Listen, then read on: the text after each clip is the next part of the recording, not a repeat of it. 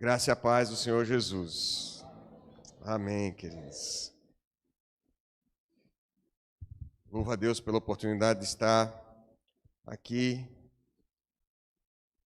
com esse privilégio maravilhoso de trazer a ministração da palavra do Senhor. Quero louvar a Deus pela vida do conselho dessa igreja, que tem me abençoado também, cooperado comigo na realização do mestrado lá em teologia. Tem sido uma luta constante e, pela misericórdia do Senhor, o Senhor tem nos dado a bênção de aprendermos mais ali da palavra do Senhor e do ministério de pregação que Deus tem nos chamado para desenvolver. Queridos, quero louvar ao Senhor e convidar os irmãos a ler um texto da palavra do Senhor, mas nesse período de dezembro, eu escapei agora em novembro, em novembro nós falamos sobre avivamento, estivemos falando nos domingos sobre avivamento, e pela misericórdia do Senhor eu não pude ministrar nenhum domingo. Deus foi misericordioso comigo, e os irmãos estiveram aqui, mas inclusive no aniversário, semana passada, e esse mês de dezembro, os pastores então escolheram o tema do Natal, né, por razões óbvias, para estarmos conversando esses domingos do mês de dezembro. E aí, esse mês de dezembro, nós vamos estar ministrando hoje, na quarta-feira que vem, já convido todos para estarem na reunião de oração. Nós vamos estar, até o final desse ano, até o final de dezembro, nós vamos estar encerrando os estudos no livro de Salmos, e para começar um novo livro ano que vem, se Deus quiser. E eu fiquei com esse próxima quarta-feira, e a última quarta-feira, a última reunião de oração do ano, se não me engano, dia 27, nós vamos estar aqui, se Deus quiser, ministrando sobre o Salmo 150. A gente já fecha o ano. E também no culto do dia 31, o culto, acho que não fica legal dizer culto da virada, né? Mas é o último culto do ano. Nós vamos estar ministrando aqui também, a partir das 22 horas, teremos a programação aqui de final de ano, de encerramento desse ano, recebendo o outro ano, louvando a Deus, adorando o nome do Senhor. No decorrer desse mês, os pastores, e aqui nós vamos estar trazendo mais informações acerca das programações desse ano. Mas, sobre o Natal, me chama a atenção que, quando a gente está vindo para cá, pelo menos o percurso que eu faço, vai ficando cada vez mais complicado a gente passar ali próximo ali ao Açude Velho, por causa da iluminação e de toda a quantidade de pessoas que acaba separando um tempo, esse período do ano, para estar celebrando o Natal. E é estranho a gente pensar que numa celebração em que se fala do nascimento de Jesus, ainda que a gente tenha essas distorções seculares, né, do Papai Noel e dos presentes e toda essa conversa que o mundo faz o Natal ressignificar, mas inevitavelmente você vai acabar esbarrando num presépio, na ilustração do nascimento de Jesus. Mas, embora a gente esteja vivendo um momento em que, durante todo esse período, se vá falar a respeito disso, se vá ver imagens a respeito do nascimento de Jesus, não, esse nascimento, ou a história de Jesus, não traz o resultado ou a mudança que nós esperaríamos por estar se tratando do Salvador, do Filho de Deus, que veio até nós. E eu vou falar um pouco sobre isso hoje, contando um pouco sobre a história de alguém que vai ser confrontado com a realidade do nascimento. Natal significa nascimento, então na narrativa de hoje a gente vai falar sobre nascer. E sobre alguém que também estava meio confuso com essa história de nascer e de nascer de novo. Vocês já devem imaginar de quem eu esteja falando. Sobre Natal também, né? Natal combina com o que nós fizemos aqui na semana passada, de receber novos membros, de pessoas, então, que estiveram aqui, jovens, adultos, crianças, sendo recebidos para participar dessa experiência nova de estar na comunhão dos irmãos, participando da ceia do Senhor, participando da igreja. E alguns vieram porque foram criados nessa fé, e outros assumiram publicamente essa fé porque foram despertados pelo anúncio das boas novas, e o Evangelho deu uma nova perspectiva de esperança presente e do porvir. E isso também nos fala, essa novidade de vida, essa nova vida também faz muito sentido falarmos quando falamos de Natal. Então, nós vamos conversar hoje um pouco, nós vamos narrar a história, e eu vou fugir um pouco das minhas, do método de sermão de tópicos, e a gente vai discorrer um pouco sobre a história, sobre essa narrativa, que fala de alguém que estava, sinceramente, buscando a Jesus, estava ali em contato com Jesus e estava procurando entender melhor quem ele era e precisava, de fato, experimentar um Natal, um nascimento, um novo nascimento na sua vida e na vida do povo de Israel. E eu quero convidar os irmãos, então, para lermos juntos, acompanharmos a leitura do Evangelho de João, capítulo 3. Nós vamos ler do versículo 1 até o verso 14. Quando comecei a estudar e a ler esse texto essa semana para me preparar para o sermão, na verdade eu tinha o desejo de chegar até o verso 21. Mas estou aprendendo com o André a ser breve, a ser objetivo nos sermões. Eu estava lendo sobre a história de João Calvino, e disse que João Calvino ele admirava a brevidade. E eu preciso aprender com esses amados irmãos. É um privilégio tê-los aqui, pregando aqui na igreja, a oportunidade também de pregar. É uma bênção para a minha vida, meus irmãos. João, capítulo 3, nós vamos ler do verso 1 até o 14. E quem sabe, em outra oportunidade, eu posso pregar sobre João 3,16, mas não vai ser hoje. João, capítulo 3, Nicodemos visita Jesus. Havia entre os fariseus um homem chamado Nicodemos, um dos principais dos judeus. Esse de noite foi ter com Jesus e lhe disse: Rabi, sabemos que és mestre, vindo da parte de Deus, porque ninguém pode fazer esses sinais que tu fazes se Deus não estiver com ele. A isto respondeu Jesus: em verdade te digo, que se alguém não nascer de novo, não pode ver o reino de Deus. Perguntou-lhe Nicodemos: como pode um homem nascer sendo velho? Pode porventura voltar ao ventre materno e nascer segunda vez? Respondeu Jesus: em verdade te digo, que não nascer da água e do Espírito não pode entrar no reino de Deus. O que é nascido da carne é carne, e o que é nascido do Espírito é Espírito. Não te admires de eu te dizer: importa-vos nascer de novo. O vento sopra onde quer, ouves a sua voz, mas não sabes de onde vem nem para onde vai. Assim é todo o que é nascido do Espírito. Então lhe perguntou Nicodemos: como pode suceder isso? Acudiu Jesus: tu és mestre em Israel e não compreendes essas coisas? Em verdade te digo que nós dizemos o que sabemos e testificamos o que temos visto. Contudo, não aceitais o nosso testemunho. Se tratando das coisas terrenas não me credes, como crereis se vos falar das celestiais? Ora, ninguém subiu ao céu, senão aquele que de lá desceu, a saber, o Filho do Homem, que está no céu. E do modo por que Moisés levantou a serpente no deserto, assim importa que o Filho do Homem seja levantado, para que todo o que nele crê tenha a vida eterna. Amém? Peço que os irmãos coloquem os celulares no silencioso e vamos orar, pedindo a orientação de Deus para as nossas vidas. Senhor nosso Deus, muito obrigado, Pai, por estarmos aqui. Te agradeço pelo privilégio, Senhor, de ser usado hoje como instrumento Teu. A boca de Deus para falar ao coração do teu povo. Ó Deus, tem misericórdia de mim, que o Senhor sabe como eu cheguei até aqui.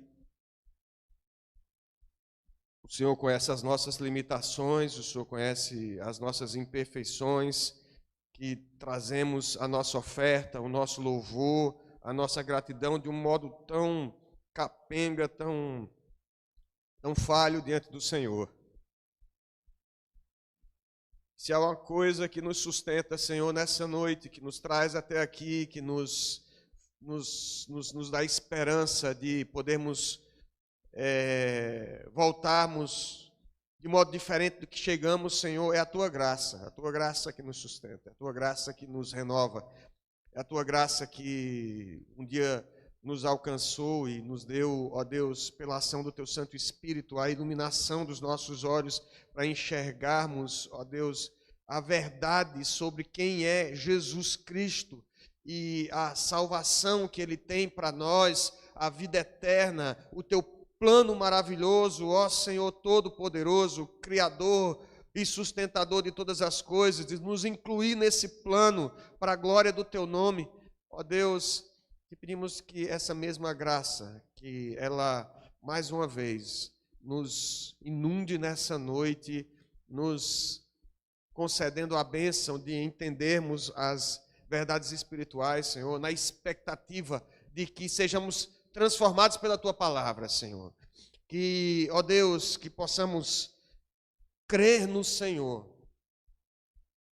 e encontrarmos vida em Ti. Esse é o Natal que nós desejamos para a Tua igreja. Esse é um Natal que nós experimentamos e queremos experimentar mais uma vez esse final de ano. E eis a Tua palavra diante de Ti, Senhor, Tua palavra. Pedimos que o Senhor zele por ela mais uma vez e que o Senhor fale ao nosso coração, no nome precioso de Jesus, com o perdão dos nossos pecados. Amém. Queridos, eu gostaria então de compartilhar com os irmãos essa narrativa a respeito do encontro de Nicodemos com Jesus. E vamos tentar resumir ou analisar essa narrativa sobre 3 aspectos. Uma é a questão relacionada ao personagem, uma reflexão a respeito de Nicodemos. Outro é a respeito de como ele foi ter com Jesus, o fato dele ter ido ter com Jesus à noite. E um terceiro aspecto relacionado à conversa que ele teve. E é lógico que eu gostaria de ter muito mais tempo para compartilhar com os irmãos várias lições que esse texto traz, mas nós vamos ter aqui a oportunidade de conhecer um pouco mais a respeito dessa palavra e que o Senhor nos dê a graça de podermos, iluminados pelo Espírito Santo, entendermos um pouco mais a respeito dela e sermos transformados por ela. Primeira coisa, meus irmãos, é Nicodemos. Nicodemos veio ter com Jesus, diz o versículo 3, que havia entre os fariseus. A gente vai falar um pouquinho sobre os fariseus hoje, mas a priori agora, eu queria só que nós nos concentrássemos na figura de um homem chamado Nicodemos, um dos principais dos judeus, diz o versículo 1. E Nicodemos era esse fariseu, ele fazia parte desse grupo de 70 homens, que era liderança no meio do povo ali em Jerusalém, do povo judeu, e ele era uma pessoa respeitada. Mais adiante nós lemos que Jesus vai chamar ele de mestre. Ele diz no versículo 10, tu és mestre em Israel e não compreendes essas coisas. É porque Nicodemos não era qualquer fariseu. O fariseu podia ser uma pessoa ali de uma elite judaica e que ele zelava por determinadas tradições e leis, ou um escriba versado na lei, ou alguma dessas pessoas, mas o Nicodemos, ele era mestre, era uma pessoa altamente preparada, e ele, por saber dos acontecimentos ali, talvez ter sabido de alguns milagres que estavam acontecendo, e pelo preparo que ele tinha nas Escrituras Sagradas, daquilo que os profetas haviam falado a respeito do Messias, ele sente o desejo de ir procurar Jesus. É um desejo sincero de encontrar Jesus, conhecer mais a respeito dele. Quem sabe se de fato não era o Messias de quem ele tanto havia lido e que ele tanto esperava. E isso motivou esse homem importante, esse homem super respeitado. Os próprios fariseus, dentro do seu conselho, ali no Sinédrio, escutavam o Nicodemos, porque ele era um homem realmente sábio e versado nas Escrituras. Então, de repente, ele queria desmascarar Jesus, como outros que haviam surgido, que faziam alguns milagres ou eram líderes que queriam se revoltar contra Roma. De repente, diante do que Nicodemos conhecia das Escrituras, ele podia ali confrontar a Cristo com aquele nazareno, com as verdades do Velho Testamento, daquilo que havia sido falado a respeito do Messias, e desmascará-lo, ou de repente analisar os seus milagres e perceber que havia algum truque ali, alguma contradição com as Escrituras, para estabelecer a sua opinião a respeito de Jesus Cristo. E em que pese que nós vamos analisar um pouco mais desse encontro, especialmente a conversa que eles tiveram, aqui nós já podemos aprender com este homem de que não importa quem quer que você seja, nós precisamos de Jesus. Nós precisamos nos encontrar um dia com esse Jesus Cristo. Não importa o que você faz da sua vida, se você trabalha num emprego respeitado, se você ou talvez você faça alguma coisa, alguma atividade que seja ilegal, alguma coisa que não é bem vista moralmente. Não importa se você vem de um berço de ouro, ou talvez você nem tenha tido berço, mas não importa quem você precisa se encontrar com Jesus. Nós precisamos desse encontro na nossa vida, meus irmãos. Nós precisamos desse encontro. Eu não estou falando de vir à igreja, eu não estou falando de ser batizado ou fazer pública profissão de fé. Eu falo de um encontro verdadeiro, de conhecer a Jesus Cristo, quem Ele é, na intimidade da sua vida. Não estou falando, e aproveitando a temática natalina, não estou falando de ajudar os pobres, não estou falando de qualquer outra boa obra que você possa fazer. Eu estou falando de que nós precisamos, cada um de nós, cada homem, mulher, cada criança, cada pessoa nesse planeta, precisa conhecer aquele que tem o poder de transformar o seu coração.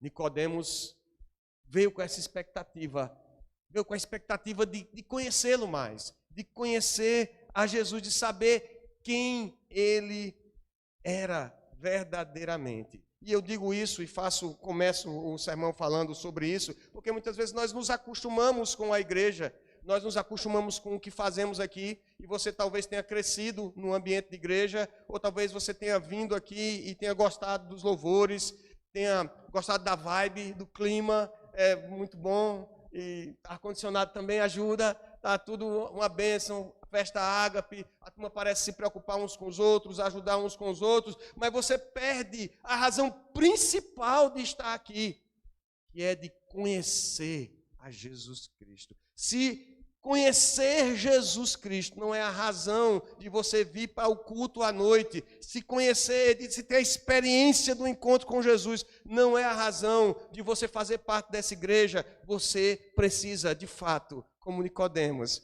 saber quem é Jesus. Você precisa experimentar um Natal diferente esse ano. Você precisa nascer de novo.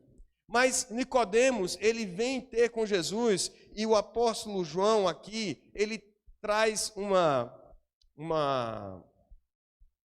informação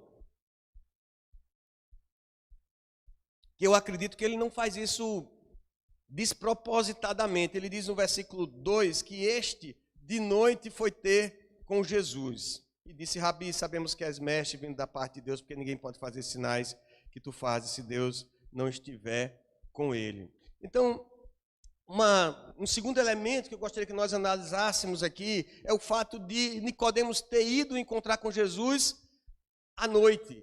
E eu falo isso porque essas coisas às vezes passam despercebido na leitura rápida da Escritura, mas João parece insistir nesse detalhe do encontro de Nicodemos com Jesus, quando ele vai falar do corpo de Jesus que foi ali levado para sepultamento por José de Arimateia e Nicodemos, ele insiste na ideia de Nicodemos ter ido à noite ter com Jesus, que é assim que ele descreve Nicodemos, aquele que foi ter à noite com Jesus, como se não fosse uma coisa muito comum, ou se fosse um detalhe que talvez descrevesse a situação de Nicodemos ali para encontrar-se com Jesus. E aí quando eu li, eu fico perguntando por que noite?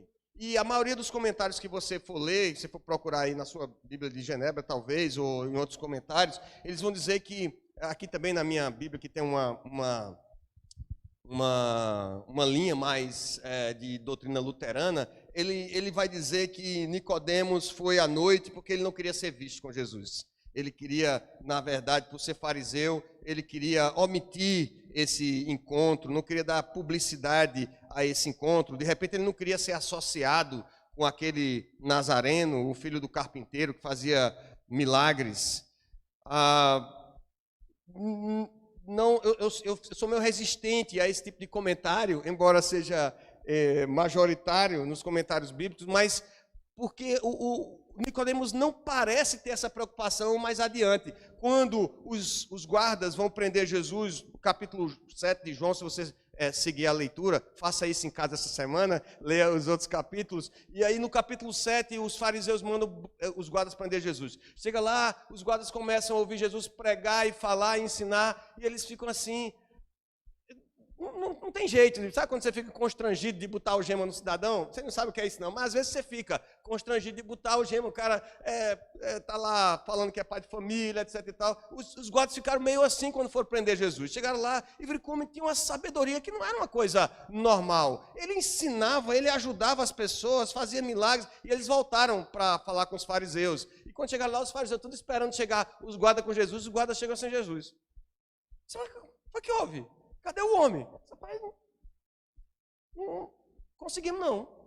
O homem, ele fala de um jeito, E aí os fariseus já começam a tentar engendrar ali um plano para prender Jesus, para matá-lo. E aí Nicodemos, no meio daqueles 70 homens, daquele sinédrio, ele diz, epa, será que é justo? É assim que a lei diz? Nós vamos prender um homem, nós vamos imputar a ele algo sem ouvi-lo primeiro.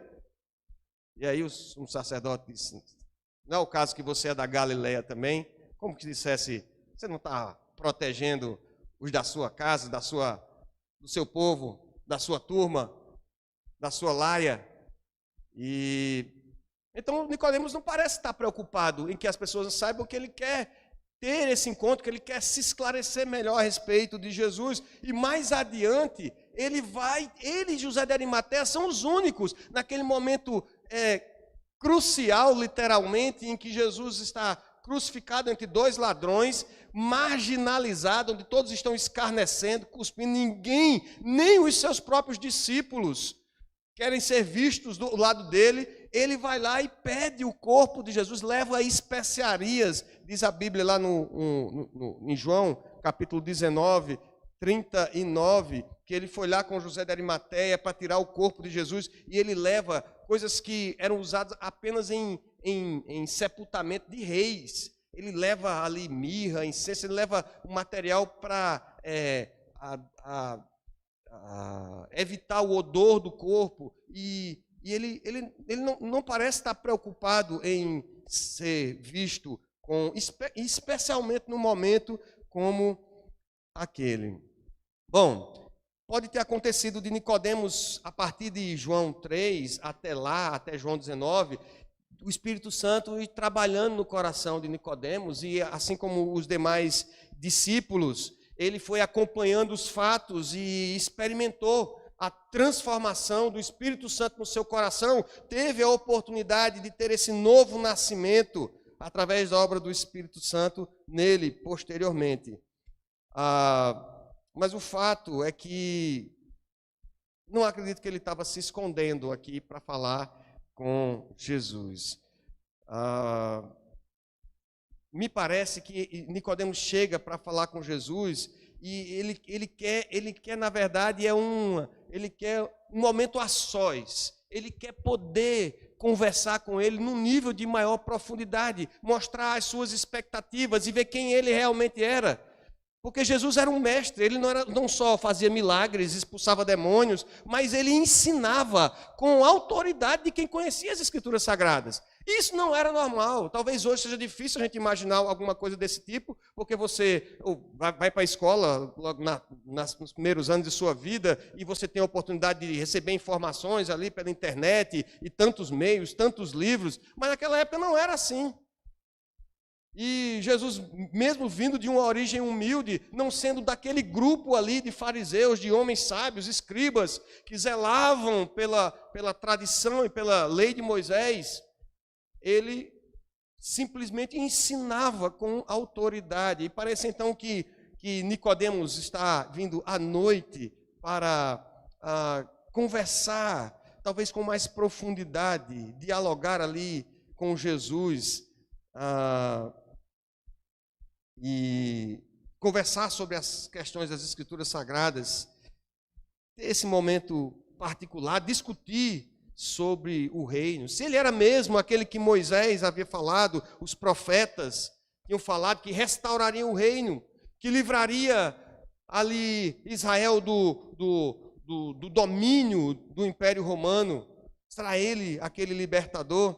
E os fariseus, na verdade, eram esse grupo de pessoas que nutriam essa expectativa de algum modo, porque eles estavam, quando Roma toma conta ali daquela região, eles permitem que o povo de Israel ali mantenha algumas de seus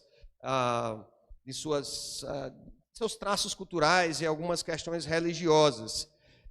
O povo de Israel tinha passado por um trauma há uns 100 e poucos anos atrás, quando um imperador, um comandante de exército chamado Antíoco Epifânio, ele tinha profanado o templo, e no átrio do templo ele construiu uma imagem e ele sacrificou porco ali no altar. Isso fez com que houvesse uma revolta, e o movimento dos fariseus começou a partir dali, os zelosos pela lei de Moisés e em preservar tradições, entendendo que o caminho de se afastar dos gentios e dessa adoração como a lei de Moisés trazia e a observação dessas tradições, iam restaurar o reino nos dias de glória, os dias de Davi e os dias de Salomão. E era essa a expectativa que Nicodemos tinha então do Messias. E era isso que ele vai tentar confrontar Jesus com essa sua expectativa. Isso ajuda a gente a entender parte desse diálogo aqui entre Nicodemos e Jesus. E João faz questão então de registrar que Nicodemos veio encontrar-se com Jesus. É como se fosse uma característica de Nicodemos. Ele veio à noite ter com Jesus. E aí, quando eu li esse texto e meditando para trazer para os irmãos hoje, eu fiquei perguntando, quando foi que eu me encontrei com Jesus? Quando foi que você se encontrou com Jesus? Qual foi a noite da sua vida que você viu que não tinha outra solução, que não tinha outro caminho, que não tinha outra coisa que desse mais entendimento ou razão à sua vida, que não fosse se entregar a esse Jesus, buscar a esse Jesus, receber a esse Jesus em seu coração? Nós nos reunimos regularmente para adorar a Deus, ouvir sua palavra, mas às vezes, não em noites como essa, mas há noites escuras na nossa alma, em que Jesus vem ao nosso encontro. E me parece que quando Ele vem ao nosso encontro, nós somos capazes de reconhecer a escuridão da noite que nós vivemos. Como a nossa vida não tem propósito e não tem sentido algum, e como nós somos pecadores no mundo caído, desgraçado, caminhando a passos largos para o inferno. E é nessa noite, quando nós nos encontramos nessa noite, e paradoxalmente o Espírito Santo nos ilumina para entendermos que vivemos nessa noite e que precisamos de Jesus. Deus, no seu propósito eterno, resolveu criar, fazer um mundo para louvor da sua glória. E em meio a todas essas coisas que ele criou um ser que ele tinha uma singularidade. Ele era capaz de adorar a Deus, mas não era uma adoração involuntária, porque ele era capaz de dar as costas a esse Deus e fazer as coisas segundo a sua vontade, mas Deus o criou para que ele pudesse adorar a Deus com todo o seu ser. E esse homem, Adão, e a primeira mulher, Eva, eles resolveram se rebelar contra o Criador. De modo que todos nós, como diz o apóstolo Paulo, todos nós pecamos em Adão e a partir dele mergulhamos na escuridão da noite sombria do pecado, separados do Deus Santo, vivendo para os nossos interesses, para os nossos prazeres, mas Deus, na sua graça, na sua infinita bondade e misericórdia, enviou até nós a sua lei, a sua palavra, enviou os profetas para que pudessem nos reorientar e apontar para a salvação através do Cordeiro, que assumiria definitivamente o nosso lugar, morrendo por nós, em substituição aos nossos pecados, satisfazendo a justiça de Deus, para nos tirar da noite escura da nossa alma para o reino da luz em Cristo Jesus. De modo, meus irmãos, que quem reconhece essa noite, você tem que vir até Jesus, é na noite mesmo, mas quem reconhece que vive nessa noite, que tem, de algum modo, o seu coração iluminado pelo Espírito Santo e confessa ao Senhor, reconhecendo o seu estado de pecado, crendo em Jesus, tem nele a vida eterna. É para onde o texto vai caminhar. É o que Jesus precisa mostrar para Nicodemos naquela noite que Nicodemos foi ao seu encontro, para que, de algum modo, na escuridão em que nós vivemos, tateando atrás de soluções, buscar saciar o vazio dos nossos corações. Crer no Senhor. Nicodemos foi à noite encontrar-se com Jesus. E aí eles têm a conversa. E essa conversa é uma conversa estranha para a gente. A conversa é estranha porque Nicodemos reconhece que Jesus é mestre, parece ver que há sabedoria nas palavras de Jesus, na forma como Jesus age. Jesus está confirmando aquilo que os profetas falaram a respeito do Messias, e ele trata ele como rabi, como mestre. E ele diz que ele deve ser alguém vindo da parte de Deus, porque ninguém pode fazer esses sinais que tu fazes, se Deus não estiver com ele, versículo 2. E aí vem a resposta de Jesus. E a resposta de Jesus é interessante só pensar que Jesus respondeu, porque Nicodemos não fez pergunta nenhuma. Vocês podem perceber que não há pergunta de Nicodemos. Nicodemos faz uma afirmação. Ele diz: Rabi, sabemos que és mestre vindo da parte de Deus, porque ninguém pode fazer esses sinais que tu fazes, se Deus não estiver com ele. Não é uma pergunta, é uma afirmação. Mas o que Nicodemos fala com os lábios não é exatamente o que há no coração de Nicodemos, daquele fariseu tão zeloso, aquele mestre da lei, aquele mestre nas escrituras do Antigo Testamento. E Jesus sabe o que há no coração, e Jesus responde o coração de Nicodemos. Há uma pergunta no coração de Nicodemos.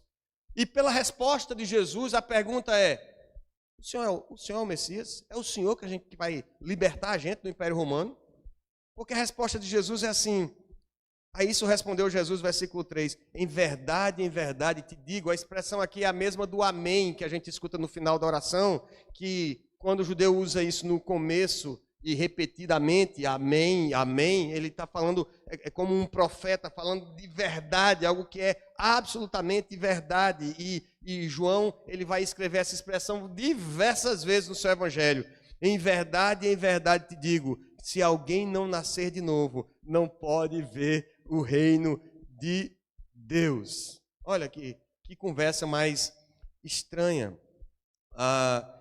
Nicodemos está falando com os lábios, mas Jesus está conversando com o coração e as expectativas de Nicodemos, de modo que João, ele pense em João escrevendo isso, inspirado pelo Espírito Santo de Deus, ele registra o diálogo, porque para João fazia sentido o que ele estava falando. Jesus está conversando com um fariseu. Para nós, talvez numa primeira leitura, a gente não entenda bem que ele está respondendo o quê, se ele não fez pergunta nenhuma, mas João está ali diante de um mestre zeloso pela lei, alguém que esperava a restauração de Israel, e Jesus está dizendo: olha, Nicodemos, o reino de Deus, para ver o reino de Deus, você precisa nascer de novo. Ninguém pode ver o reino de Deus se não nascer de novo. E eu não tenho tempo para falar cada detalhe desse diálogo, mas a gente vai ver para onde isso vai caminhar até o verso 14. Na verdade, eu queria falar para vocês até o verso 21, mas a gente hoje vai caminhar até o verso 14, e vocês vão ver para onde essa conversa vai levar, aonde esse diálogo vai levar para nós entendermos melhor.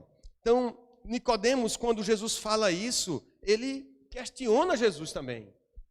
Diz assim, agora sim, Nicodemos parece confuso, ele diz: como é que pode um homem nascer sendo velho? E a conversa está realmente com... Nicodemos está trazendo para si essa palavra e ao mesmo tempo ele está pensando no reino, nas outras pessoas. É um reino que vai vir e que vai ser restaurado, mas eu tenho um reino lá de pessoas já adultas, algumas crianças e algumas mulheres. Como é que eles vão nascer de novo sendo velho já? Está lá o povo de Israel. Que tipo de restauração é essa? Eles vão ter que entrar no ventre materno e nascer a segunda vez. E alguns dizem aqui que Nicodemos não entendeu o que Jesus falou, mas eu acredito que isso não combina também com a sabedoria de Nicodemos. Para ser um mestre entre os fariseus, como Nicodemos era, e a exemplo do que o apóstolo Paulo também era, educado aos pés de Gamaliel, ele precisava não apenas saber de cor o Pentateuco, isso qualquer adolescente sabia, decorado os 5 primeiros livros da Bíblia, mas ele também precisava citar de cor, citar decorado vários trechos dos profetas e alguns livros, alguns profetas de forma completa, e além do vasto conhecimento de Salmos. Como a gente vê no próprio apóstolo Paulo. Imaginem que nós estamos num tempo em que não havia internet, não havia livros assim com tanta disponibilidade. Então, as pessoas, não é uma prática nossa, mas na época a prática para poder aprender o conhecimento era decorando mesmo. Então, o fariseu versado, um mestre, ele bem ensinado, ele sabia de cor os 5 primeiros livros da Bíblia, vários profetas e ali um conhecimento profundo do livro de Salmos. Então, quando Nicodemos fala isso, ele não é qualquer pessoa sem instrução que está falando, ele conhece a palavra e ele faz essa pergunta, obviamente, de forma mais retórica. Nicodemos não está falando sério com essa ilustração, mas na cabeça dele, carregada da escritura do Antigo Testamento, não está claro como é que o reino vai se reerguer. Como é que eles vão tomar da mão do Império Romano? Como é que Jesus vai fazer isso acontecer? E eu quero convidar vocês para nós vermos o contexto maior, para essa ideia ficar mais clara do que é que Nicodemos tinha na cabeça e como foi que Jesus ensinou a verdade que ele queria ensinar aqui para ele, que chega até nós, que reverbera até nós hoje. Então, eu queria que a gente passasse um pouco sobre esses versículos e a gente fosse para o versículo final aqui, o versículo 14, em que Jesus cita o Velho Testamento de forma mais clara. E Jesus diz assim: do modo porque Moisés levantou a serpente no deserto, assim importa que o Filho do Homem seja levantado, para que todo o que nele crê tenha a vida eterna. E a tarefa de casa para os irmãos é ler Números capítulo 21, verso 4 até o verso 9, que é a passagem dessa serpente que é levantada no deserto. Veja, o povo de Israel havia caminhado já quase 40 anos e estava próximo de entrar na terra prometida.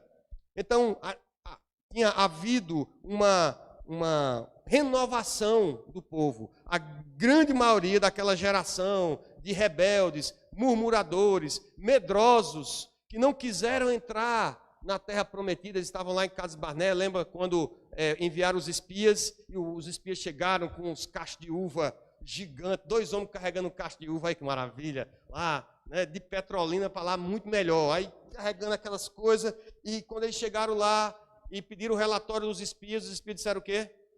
Rapaz, a terra é boa, é mana, não é Campina Grande não, mas mana leite e mel, é maravilhosa a terra, tem tudo aquilo que o Senhor falou, está lá, só que tem gigante na terra, tem os filhos de Enaque, tem cidades fortificadas, nós somos como gafanhoto perto deles, nós vamos ser dizimados, o Senhor nos mandou até aqui para nos matar e nos destruir.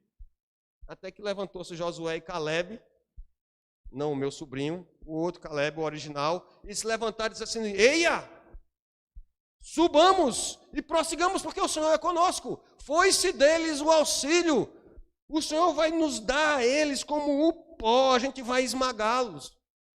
Mas o povo não quis ouvir e o povo corrompeu-se diante do Senhor, e o Senhor os fez caminhar então por 40 anos. A penalidade pela incredulidade, pela rebeldia, por não ter confiado na graça do Senhor, que desde o início havia tirado o povo do Egito e estava conduzindo até a terra prometida, a penalidade foi: esses seus filhos que vocês estão com medo aí, de que eles sejam escravizados e que eles fiquem nas mãos desses povos, eles é que vão tomar posse da terra. O resto vai morrer tudinho, não vai ficar ninguém, a não ser o meu servo Josué e Caleb, porque neles houve um espírito digno. Mas o resto vai tudo ser consumido. Essa foi a penalidade. E o povo passou esse tempo. Aquela geração foi morrendo. Se você olhar lá em Números capítulo 20, vai ter a morte de Miriam, irmã de Moisés. Está o povo tudo já se despedindo. Tá? Uma nova geração de homens e mulheres está prestes a cumprir aquilo que a palavra do Senhor havia falado. E agora eles vão entrar na terra prometida. Mas o que acontece ali? Eu tenho que trabalhar melhor essas pausas, né? O que acontece ali é que o povo, um novo povo, uma nova geração, faz exatamente a mesma coisa que há 40 anos atrás. Começa a reclamar porque não tem água, porque está todo mundo enfastiado ali, e vai todo mundo perecer, de modo que se acende a ira do Senhor contra o povo. Moisés intercede e o Senhor traz pela sua graça, porque o povo merecia ser dizimado ali, mas o Senhor, pela sua graça, faz com que, apontando para um outro madeiro, faz com que se erga um madeiro em que havia uma serpente de bronze, e a maldição que havia sobre o povo por ter desobedecido naquele momento é que apareceram serpentes que picavam aquelas pessoas, e as pessoas iam morrendo com o veneno dessas serpentes, dessas cobras, e na hora que elas olhavam para aquela serpente de bronze no madeiro, elas eram curadas. E é esse texto, essa narrativa da história do povo de Israel que Jesus está lembrando a Nicodemos aqui. E, em outras palavras, Jesus está dizendo a Nicodemos: Nicodemos, você quer restaurar o reino, você quer que a gente expulse os romanos, você quer um novo reino político aqui, um novo rei, um rei talvez parecido com Davi, com Salomão, com prosperidade. Jesus está dizendo a Nicodemos: Nicodemos, não tem jeito. Pode renovar todo mundo, não é uma questão de entrar no ventre da mãe, de fazer tudo novo, de ter um novo Israel. Não se trata disso. A renovação não será de um governo político. Mesmo renovando todo o povo, não haveria salvação por meios humanos. Porque todos estão encerrados em pecado, estão debaixo do poder do pecado, destituídos da glória de Deus, incapazes de glorificar a Deus, que foi o propósito para que esse povo foi escolhido. Revelar a luz de Deus, o Deus de Israel, para o restante das nações. A restauração, Nicodemos, é espiritual. O novo reino que eu estou trazendo, eu sou o Messias, mas não do jeito que você está pensando. Eu sou o Messias que estou trazendo o novo reino, o reino de Deus, que é um reino espiritual. É o Espírito que irá levantar um novo reino de novas criaturas, lavadas e transformadas pelas águas purificadoras do Espírito Santo. Não mais ligados a um território, a um único território, mas como o vento que sopra aonde quer, e ouves a sua voz, não sabe para onde vem, nem para onde vai, assim é o nascido do Espírito Santo, eleitos de todos os povos, línguas e nações. Esse é o reino que os profetas anunciaram, Nicodemos. Esse é o reino do Filho de Deus. E agora vamos ler os versos de 5 a 8 para ver se faz sentido essa interpretação e essa reflexão. Versos 5 a 8, Jesus diz a Nicodemos, respondeu Jesus, em verdade te digo, quem não nascer da água e do Espírito não pode entrar no reino de Deus. O que é nascido da carne é carne, e o que é nascido do Espírito é Espírito. Não te admires de eu te dizer, importa-vos nascer de novo. O vento sopra onde quer, ouves a sua voz, mas não sabe de onde vem nem para onde vai. Assim é todo o que é nascido do Espírito. Então ele perguntou a Nicodemos, como pode suceder isto? Acudiu Jesus, tu és mestre em Israel e não compreendes estas coisas. Em verdade te digo, que nós dizemos o que sabemos e testificamos o que temos visto. Contudo, não aceitais o nosso testemunho. Nicodemos ainda parece confuso, e Jesus então avança mais profundamente no coração de Nicodemos. Jesus não está aqui para jogar conversa fora, né? Ele não está para jogar papo fora e tal, e falar sobre amenidades, sobre o jogo do Palmeiras, sobre o campeonato, nada disso. Ele está aqui para falar ao coração, distrair agora do foco da mensagem. Não foi meus irmãos falando sobre isso, é uma tentação muito grande. Mas Jesus está para falar o coração de Nicodemos. Nicodemos veio conversando, eu sei que o senhor é mestre, não sei como o senhor é mestre, porque vem da parte de Deus, vem com a introdução, né, pelas bordas e tal. E Jesus disse, Nicodemos, não tem, eu sei que seu coração, você está doido para ver o reino de Deus, não tem como ver o reino de Deus se não nascer de novo. Agora esse reino é um reino espiritual. Esse é um reino espiritual. E quando Jesus fala com ele, e ele ainda se mostra confuso, e diz que não está conseguindo entender, Jesus, versículo 10 que nós lemos, diz, você é mestre em Israel e não compreendes essas coisas. A verdade é que Jesus confronta ainda o coração de Nicodemos, não apenas com a realidade do pecado, com a realidade do juízo, com a realidade daquele que está diante dele, que é o Filho de Deus, que veio trazer essa nova vida, um novo reino, mas ele confronta Nicodemos com as Escrituras e confronta Nicodemos com a dificuldade que há no coração de Nicodemos de aceitar essas palavras. Nicodemos, Jesus falando ali claramente, através das Escrituras, para um homem que era conhecedor das Escrituras, mas ele ainda assim estava resistente em seu coração. E Jesus está mostrando que a dificuldade de Nicodemos de aceitar os argumentos de Jesus não seria fruto de ignorância, porque ele era mestre e conhecia as Escrituras, mas na incredulidade para crer. Como nós vemos nos versículos seguintes, ele diz, contudo, não aceitais o nosso testemunho. Versículo 12, se tratando das coisas terrenas, não me credes, como crereis se vos falar das celestiais? Ora, ninguém subiu ao céu, senão aquele que de lá desceu, a saber, o Filho do Homem que está no céu. E do modo por que Moisés levantou a serpente no deserto, assim importa que Filho do Homem seja levantado. Meus irmãos, há aplicações preciosas aqui. Há muitas aplicações, mas eu quero me ater apenas a uma relativa à forma como nós resistimos ao Evangelho. É exatamente por isso que nós esbarramos com presépios mostrando o nascimento de Jesus, o Filho do Deus vivo. Vocês compreendem o que é isso? Deus tem um plano de redenção, de escrever uma história de redenção. E esse plano inicia com a criação, passa pela queda do homem, porque o homem abraçou o pecado em vez de se lançar aos pés de Deus. Mas Deus, na sua bondade e graça, Ele enviou o seu Filho até nós, para que nós fôssemos incluídos nesse plano de redenção e participássemos dessa narrativa extraordinária que Ele está escrevendo, a história da salvação, para louvor da sua glória. Mas o homem, mesmo vendo e participando, um mês, pode botar o Natal o ano todo, saindo de uma festa de ação de graças, como a gente saiu agora na última quinta-feira de novembro, pode falar o tempo todo, mas o homem continua recalcitrante, continua resistente à palavra da salvação, ao evangelho da graça.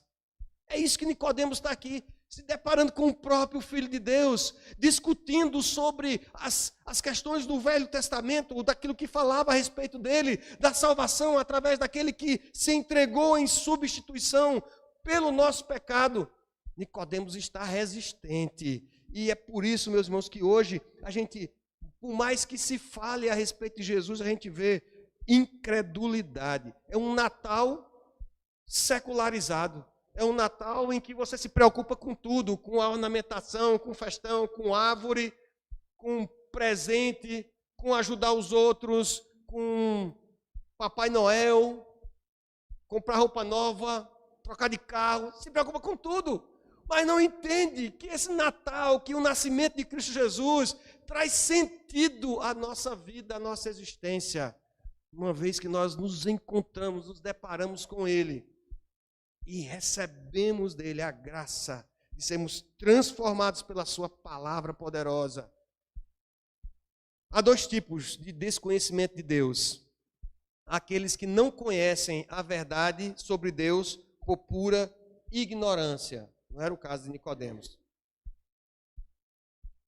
Isso tudo que eu estou falando aqui, ele não conhece, ou talvez não tenha ouvido a pregação de forma clara de que Deus criou todas as coisas, que há um propósito na identidade do homem, e que Adão e Eva nos representavam no Éden, e por isso todos nós pecamos e estamos destituídos da glória de Deus.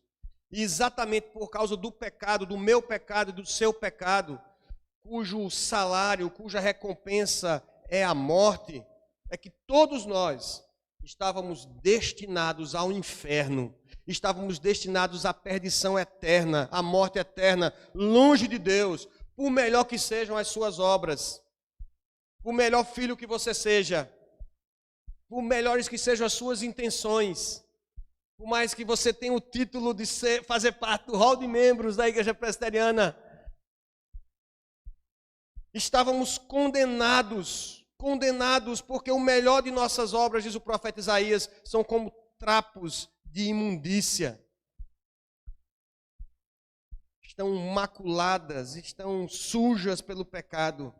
E o Deus que planejou e escreveu a história, Ele tem progressivamente se revelado e demonstrando, primeiro através dos sacrifícios lá do Antigo Testamento, da lei, que precisava que o sangue, a vida fosse derramada, e ali, diante do Senhor, aquela vida derramada se tocava na oferta, para que ali simbolizasse que o Cordeiro substituía a minha vida no altar, e a substituição me dava o perdão, a propiciação dos meus pecados. E Deus mandou a lei, Deus mandou os sacrifícios, mandou os profetas para falar essa palavra de que todo homem precisa olhar para o madeiro, todo homem precisa olhar para o Senhor, depender da providência salvadora de Deus. Enviou os profetas anunciando que o Messias, o Cordeiro de Deus, tira o pecado do mundo, viria ao mundo. E eu trago para os irmãos o texto da palavra do Senhor lá em Isaías capítulo 53. O profeta, ele é como se ele tivesse enxergando a Cristo na cruz do Calvário. E ele descreve com essas palavras: porque foi subindo como renovo perante ele, e como raiz de uma terra seca, não tinha aparência nem formosura. Olhámo-lo, mas nenhuma beleza havia que nos agradasse. Era desprezado, o mais rejeitado entre os homens, homem de dores, que sabe o que é padecer. E como um de que os homens escondem o rosto, era desprezado, e dele não fizemos caso.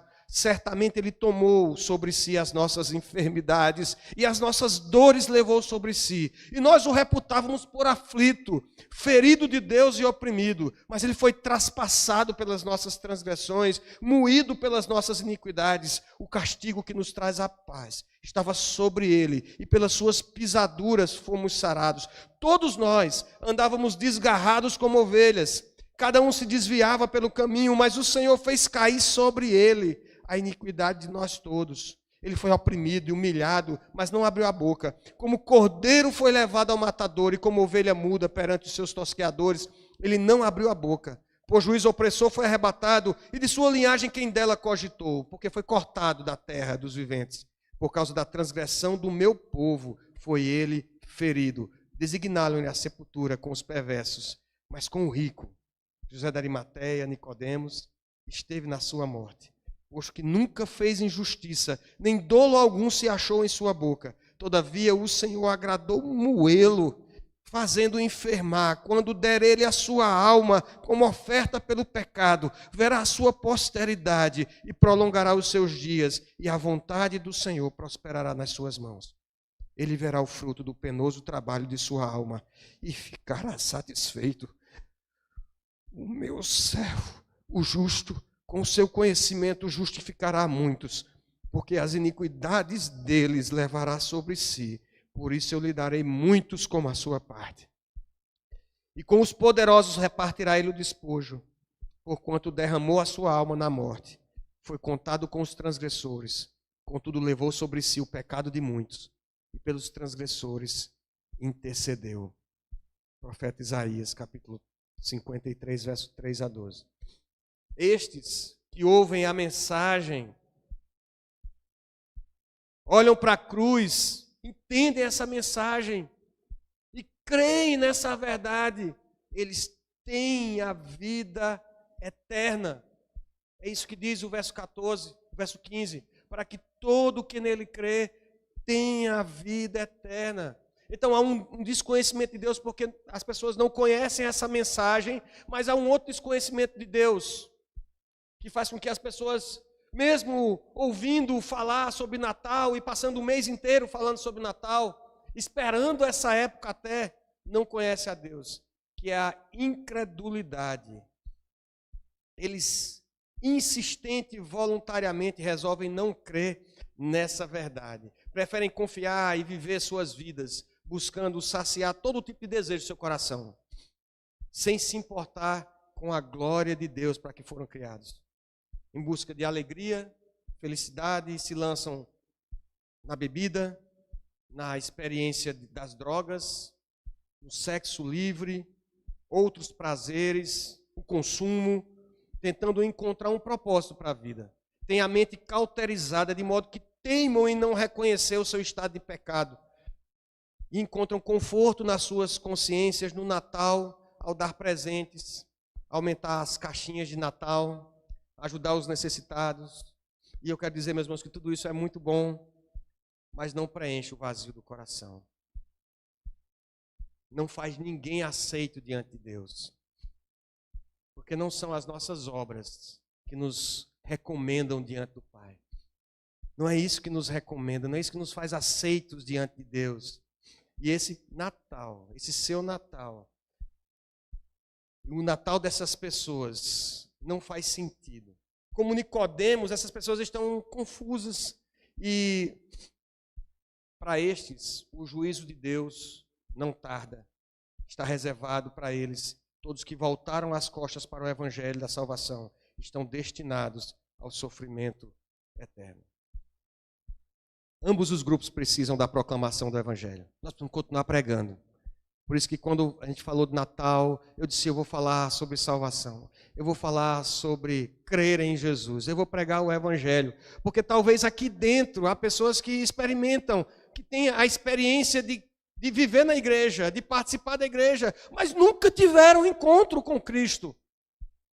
Nunca tiveram essa noite de enxergar-se em meio às trevas, numa situação, numa falsa identidade, como se a vida tivesse propósito por algum outro motivo que não seja Jesus de Nazaré. Ele dá sentido porque, pela graça do Senhor, Ele nos incluiu nessa sua narrativa de salvação. O plano é dele, a história é dele, ele que está escrevendo. Mas, para a glória dele, ele resolveu salvar o seu povo, um povo que ele escolheu. E para que isso acontecesse, isso custou o preço do sacrifício do seu filho, o sangue precioso de Jesus derramado na cruz do Calvário. Para que todo o que olhe para a cruz, agora vazia, que olhe, que busque no sepulcro, agora vazio, creiam que Ele é o Filho de Deus, o Cordeiro que tira o pecado do mundo, que ressuscitou dos mortos, para a glória do Senhor, para a nossa justificação. Concluindo, meus irmãos, que sentido faz o Natal para você? Que sentido? O fato de Jesus ter nascido nesse mundo só tem real sentido para aqueles que numa noite de suas vidas reconheceram que estavam perdidos e foram encontrados pela graça de Deus. Essa graça é uma graça que nos liberta do poder do pecado. É a graça do Senhor que nos torna novas criaturas pela obra do Espírito Santo no nosso coração, regenerando esse coração pecador, fazendo-nos novas criaturas. Milagre do novo nascimento, a mesma graça que nos livra do poder do pecado sobre as nossas vidas.